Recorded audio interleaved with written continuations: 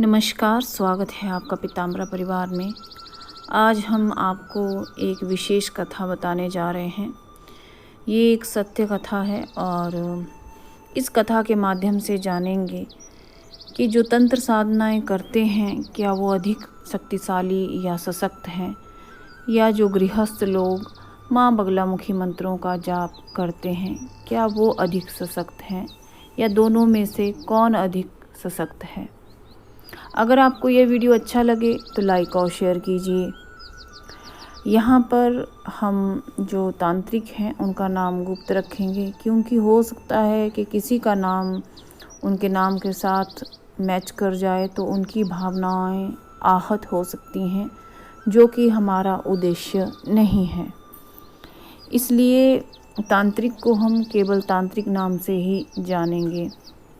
और जो बगलामुखी साधक हैं उनका नाम कृष्णा है और उन्हें प्रेम से कृष्णु लोग कहते थे।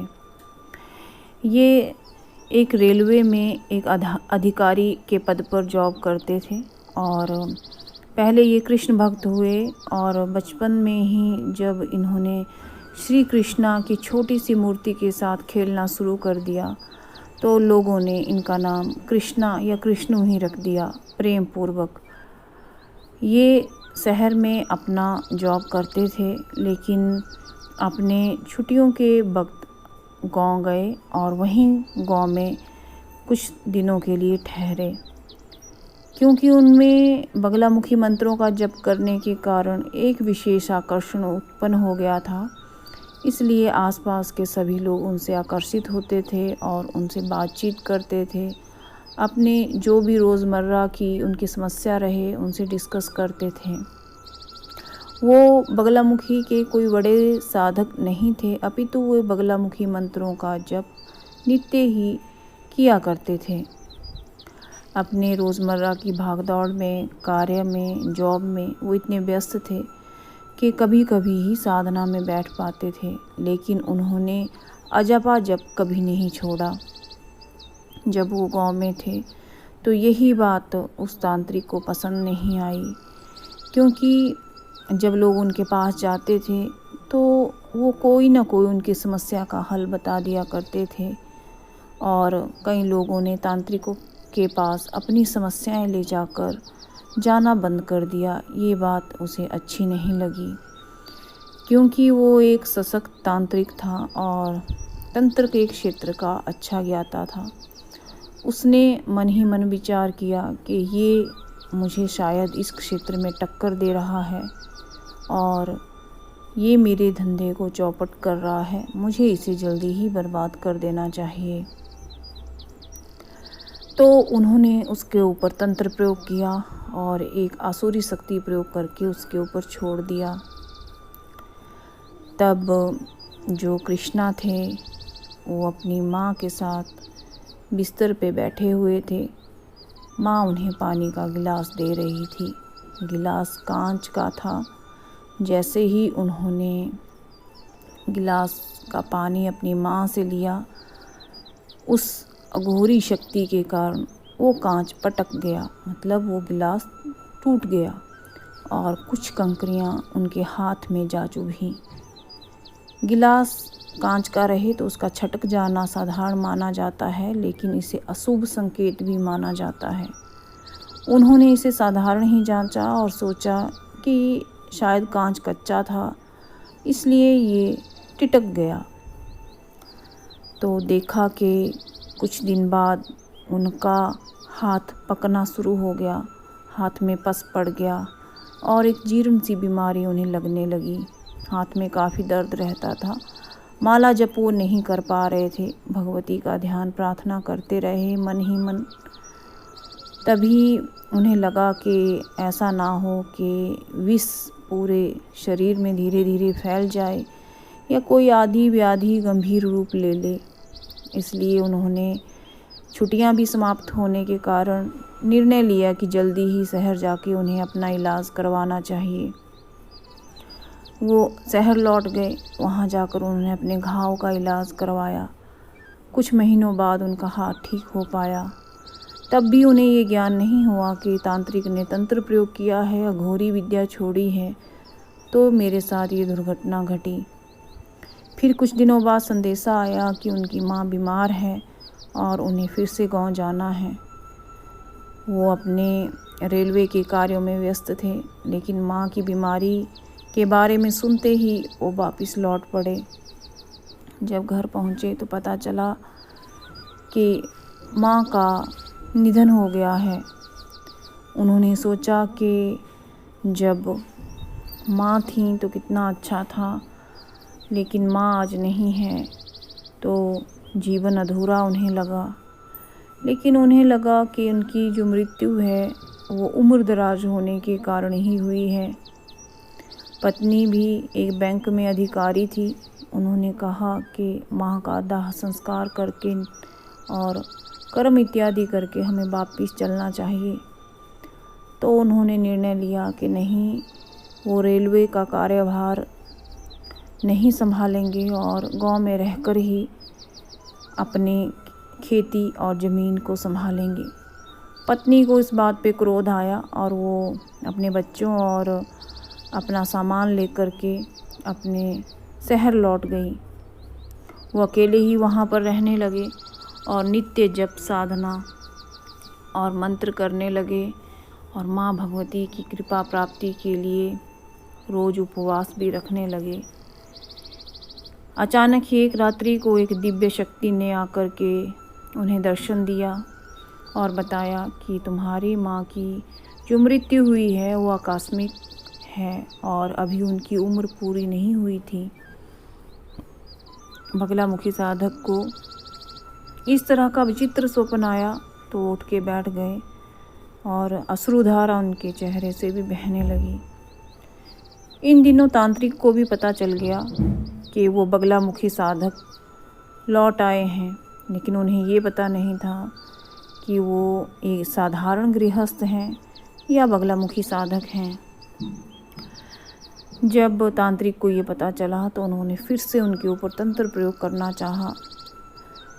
अकेले सोए हुए थे कृष्णा, तभी उनके ऊपर किसी अदृश्य शक्ति ने अटैक कर दिया। लगा कि उनका दम घुट रहा है और वो पानी पानी चिल्लाने लगे। पास में कोई पानी देने वाला नहीं था तो छटपटाहट कर खुद ही उठ बैठे। तभी उन्होंने पानी पिया और एक दिया जला करके माँ बगलामुखी मंत्रों का जप शुरू कर दिया। देवी से प्रार्थना की, हे देवी, लगता है कि कोई शरारत कर रहा है, मेरे ऊपर तंत्र प्रयोग कर रहा है। देवी आप मेरी रक्षा करें। पर क्या हो जब माँ पुकार ना सुने, क्या पता माँ कहाँ व्यस्त हैं, माँ के तो अनेकों भक्त हैं। पुकार सुनी अनसुनी हो गई, फिर भी उन्होंने धैर्य नहीं छोड़ा। अगले दिन खेतों में घूमते चले गए तो पैर फिसला और एक तलहटी से नीचे जा गिरे। पैर में फ्रैक्चर हो गया। आकस्मिक ही ऐसी जब घटनाएं घटने लगी तो उन्हें चिंता सताने लगी। उन्होंने कहा, मन ही मन सोचा कि ज़रूर मेरे ऊपर कोई अच्छा खासा प्रयोग कर रहा है, पर कौन हो सकता है वो नहीं जान पाए, क्योंकि वो एक गृहस्थ और साधारण साधक ही थे। गांव के कुछ लोगों ने उन्हें उठाया और घर ले आए। गांव के कुछ अच्छे और सभ्य लोग उनकी रोज़ देखभाल करने लगे। ये बात तांत्रिक को पसंद नहीं आई और तांत्रिक साधारण रूप धर के, मतलब साधारण जो वस्त्र रहते हैं जैसे कमीज टी शर्ट पैंट पहन के साधारण वेशभूषा में उनके घर आए और बैठ गए। पूछा, कैसी आपकी तबीयत है? तो उस साधारण साधक ने सोचा कि शायद ये भी गांव में ही रहते हैं और निश्चित ही प्रेम पूर्वक मेरा हाल चाल जानने के लिए आए हैं। लेकिन ना जाने उन्हें क्या ऐसा उनसे फील हुआ कि जो उनका जो नेगेटिव वाइब्रेशन था, उनके छूते ही उन्हें अजीब सा फीलिंग होने लगा। उन्होंने उनसे कहा कि मैं ठीक हूँ, पर मैं आपको ठीक से पहचान नहीं पा रहा हूँ, आप मुझे बताइए आप कौन हैं? तो उस तांत्रिक ने अपना नाम बताया और कहा कि वो इसी गांव में रहते हैं और उनको अच्छे से जानते हैं। क्या मैं आपकी मदद कर सकता हूँ? लगता है कि कोई आपके ऊपर तंत्र प्रयोग कर रहा है। बगलामुखी साधक ने कहा, हाँ, आप कृपया मेरी मदद कीजिए। मुझे तो कुछ ज्ञान नहीं, मुझे तो कुछ भी भान नहीं। मैंने आपके विषय में सुना है कि आप लोगों की मदद करते हैं, तो मेरी भी कीजिए। जो भी आपकी भारी भरकम फीस रहेगी मैं आपको अदा कर दूंगा। इस बात पर तांत्रिक बहुत खुश हुआ। उसे लगा कि 2 लोग और सुन रहे हैं वहाँ पर बैठे बैठे, अब तो उसकी प्रसिद्धि होना ही तय है। तांत्रिक ने कहा, ठीक है, शनिवार की रात आप मेरे घर आ जाइएगा, आपके लिए विशेष अनुष्ठान कर देंगे और आप शीघ्र ही स्वस्थ हो जाएंगे। बगलामुखी साधक बहुत भोले थे। उन्होंने झट हामी भर दी और 2 दिन के बाद ही शनिवार की काली घनी रात थी और वो उनके घर की तरफ चल दिए। घर गए तो देखा तांत्रिक ने शराब, मदिरा, मांस इत्यादि का प्रबंध कर रखा है और कोई अनुष्ठान संपन्न करना चाहता है। उन्होंने कहा कि देखिए, मैं एक सात्विक ही साधक हूँ और मैं नहीं जान पड़ता ऐसा मुझे ठीक कि अगर आप किसी मुर्गे या किसी जानवर की जान लेकर के यदि आप मेरी जान बचा रहे हैं तो मुझे आप क्षमा कर दीजिए। मैं नहीं चाहता ये अनुष्ठान हो और मैं घर जाना चाहता हूँ, आप मुझे क्षमा करें, मेरी आपसे यही प्रार्थना है। तांत्रिक चालाक था, भांप गया। उसने कहा, ठीक है, यदि आपको इतना बुरा लगता है तो मैं ही अकेला अनुष्ठान कर लूँगा, आप चिंता ना करें। जब उस साधक को ये पता चला तो वो वापस घर लौट आया। तांत्रिक इस बात को भूल गया कि उन्हें इस अनुष्ठान में उनके सिर का एक बाल अनिवार्य रूप से चाहिए था। तांत्रिक ने उस दिन वो अनुष्ठान संपन्न नहीं किया क्योंकि उस कृष्णु की, जो कि बगलामुखी साधक हैं, उनके पैर की मिट्टी तो उसके पास आ चुकी थी क्योंकि वो साधक उनके घर गए थे। उसी समय उन्होंने वो मिट्टी उठा ली थी, लेकिन बाल अभी नहीं मिल पाया था, तो उन्होंने उस अनुष्ठान को ना करने का निर्णय लिया और अगले शनिवार को ही उसने सोचा कि मैं वो अनुष्ठान संपन्न कर दूंगा। फिर वो हाल चाल पूछने के बहाने से कृष्णु के फिर से घर गए और उसके सिरहाने की तरफ जाकर के बैठ गए। उन्होंने कृष्णु से कहा, कृष्णु, अभी आपकी तबीयत कैसी है? कृष्णु ने उत्तर दिया कि आप कृपया सिरहाने ना बैठें, क्योंकि सिरहाने बैठना उचित नहीं है, ये शास्त्रों के भी खिलाफ है। आप कृपया चेयर लेकर के उस पर बैठ जाइए। तांत्रिक ने झट से एक बाल जो उसके सिर पे गिरा हुआ था वो उठा लिया और जाकर के कुर्सी पर बैठ गया। इस बात का कृष्णु को ज्ञान न लगा और कृष्णु ने कहा कि आप बार बार मेरी तबीयत पूछने आते हैं, आप कितने दयालु हैं, आप बहुत ही अच्छे हैं। माँ भगवती आपका हमेशा भला करे और आप कृपया मेरे लिए कोई तांत्रिक अनुष्ठान ना कीजिएगा, क्योंकि मैं नहीं चाहता किसी निर्दोष जीव की बलि जाए। तांत्रिक ने बात को आई गई में टाल दिया और इधर उधर की 2 बातें करके वापस लौट आया। प्रसन्न था और इंतज़ार करने लगा उस अगली शनिवार की रात्रि का। अभी उस रात्रि में कुछ दिन बाकी थे, तो उस तांत्रिक ने सोचा क्यों न मैं इसका एक टेस्ट करके देखूं कि मेरा वार उस दिन खाली तो नहीं जाएगा। तो उन्होंने अपनी शक्ति का आवाहन करके उस कृष्णु के ऊपर फिर से तंत्र शक्ति का प्रयोग किया। कृष्णु बैठे बैठे अपने स्थान पर बेहोश हो गए। देखा सामने एक स्त्री पीली साड़ी में है। कृष्णु ने सोचा, मैं तो अर्धमूर्छित हूँ, मुझे कैसे कोई औरत दिखाई दे रही है। वो माँ माँ पुकारने लगे और तभी एक गहरी निद्रा में चले गए।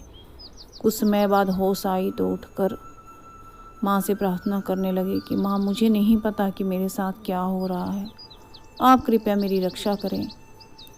जैसा कि आप सभी जानते हैं कि माँ बगलामुखी सबसे बड़ी पतंगीरा हैं और सबसे बड़ी कृत्या माँ बगलामुखी शक्ति की ही है।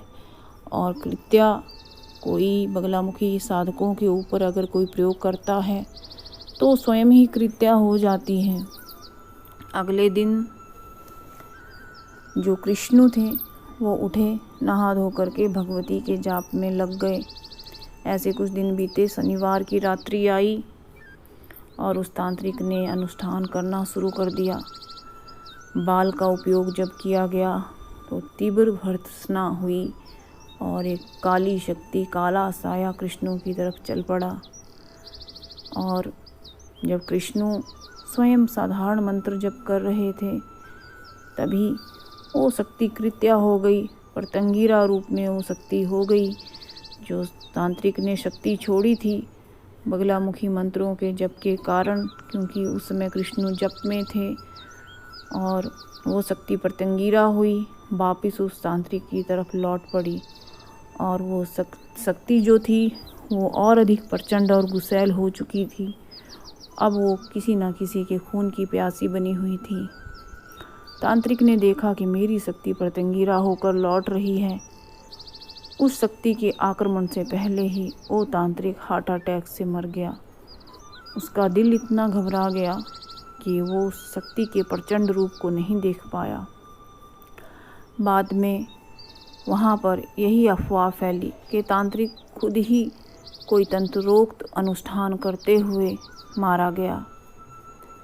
ये है बगलामुखी साधकों की प्रतिभा, महिमा और माँ बगलामुखी मंत्रों की महिमा। जो लोग गृहस्थ साधक हैं और साधारण जप भी यदि बगलामुखी मंत्रों का करते हैं तो हो सकता है कि शुरू में परेशानियां आएं, जैसे कि कृष्ण के जीवन में आई, लेकिन ये अवश्य में भी जान लें, माँ भगवती बगलामुखी सदैव अपने बच्चों की रक्षा करती है। चाहे आप साधारण गृहस्थ हैं, चाहे आप कोई सिद्ध साधक हैं, यदि आप माँ बगलामुखी साधना कर रहे हैं तो निश्चित ही माँ आपकी रक्षा करती है और माँ के आप प्रिय बन जाते हैं, जैसा कृष्ण के साथ हुआ। कृष्ण को तो ये भी नहीं पता कि उसका गुप्त शत्रु कौन था, या वो तांत्रिक ही उसे मारने का प्रयास कर रहा था। मात्र कुछ कपटी और दुष्ट लोग अपनी तंत्र शक्तियों का गुप्त प्रयोग उन साधारण या गृहस्थ लोगों के प्रति करते हैं जो उनकी चेष्टाओं को या उनकी इच्छाओं को पूरा नहीं होने देते, चाहे वो गृहस्थ साधक जाने अनजाने ही ऐसा क्यों ना कर रहे हों। ये सत्य कथा है, इसलिए आप भी माँ भगवती मंत्रों का जप करें। माँ बगलामुखी का स्वरूप अति सुंदर, सौम्य और तीव्र है। ये आपके शत्रुओं को कभी क्षमा नहीं करती हैं और अपने बच्चों की सदैव रक्षा करती हैं। बोलो भगवती माँ बगलामुखी की सदा ही जय। नमस्कार।